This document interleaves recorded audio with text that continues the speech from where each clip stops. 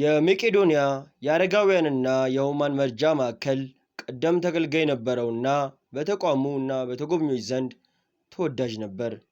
በመቄዶንያ የነበረ ወጣት ጌዲዮን ሙላቱ። ጌዲዮን በመቄዶንያ ግቢ ውስጥ ልዩ የመኝታ ክፍል ተሰጥቶት በየዕለቱ ልዩ ልዩ እንክብካቤና ሕክምና የተሰጠው በደስታ ይኖር ነበር። ጌዲዮን ላለፉት አስርተ ዓመታት እንደ ማንኛውም ሰው የፈለገውን መናገር፣ ራሱን ችሎ መመገብ፣ መንቀሳቀስና ራሱን ችሎ መጸዳዳት፣ ሌላው ቀርቶ ጀርባውና ሆዱን ወይም ራሱን ማከክ ቢፈልግ የማይችል የሰው ድጋፍ የሚሻ ወጣት ባለተስፋ ነበር። ጌዲዮን በቤተሰቦቹ ድንገተኛ ሞት ባጋጠመው ህመም ወይም ስትሮክ ምክንያት ከአንገቱ በታች ፓራላይዝድ ሆኖ ሰውነቱን ማዘዝና በአንደበቱ መናገር የማይችል ብዙዎች የሚወዱት ወጣት ነበር።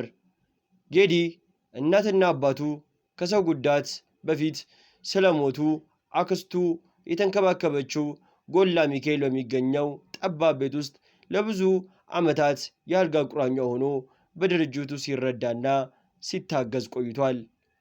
ጠቅላይ ሚኒስትር አብይ አህመድ ጨምሮ መቄዶንያ የጎበኙ ከፍተኛ የመንግስት ባለስልጣናት፣ ኃላፊዎችና ታዋቂ ግለሰቦች ቢንያምን አግኝተው ያናገሩት ሲሆን ወጣቱ የማዕከሉ ምክትል ተደርጎ የሚወሰድ ነበር።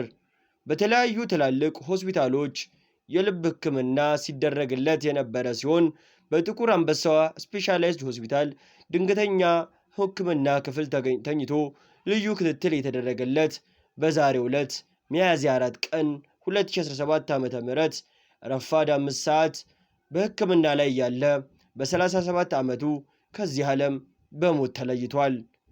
ለ12 ዓመታት እንደ አንድ ቤተሰብ የኖርን ሰዎች ስለሆንን በሐዘኑ ሁላችንም ከባድ ነው ያለው ቢንያም ማዕከሉን በጎበኙበት አጋጣሚ ጌዲዮንን በአካል አግኝተው ለጠየቁና በሚዲያው ለሚያውቁት ሁሉ መጽናናትን ተመኝቷል።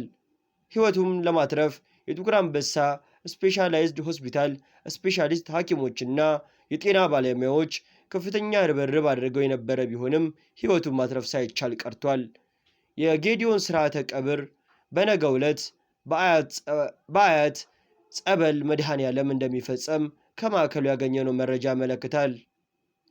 ውድ የቁም ነገር ሚዲያ ቤተሰቦች በወጣት ጌዲዮን ህልፈት የተሰማን ሐዘን እየገለጽን ለቤተሰቦቹ፣ ለወዳጅ ዘመዶቹ መጽናናትን እንመኛለን።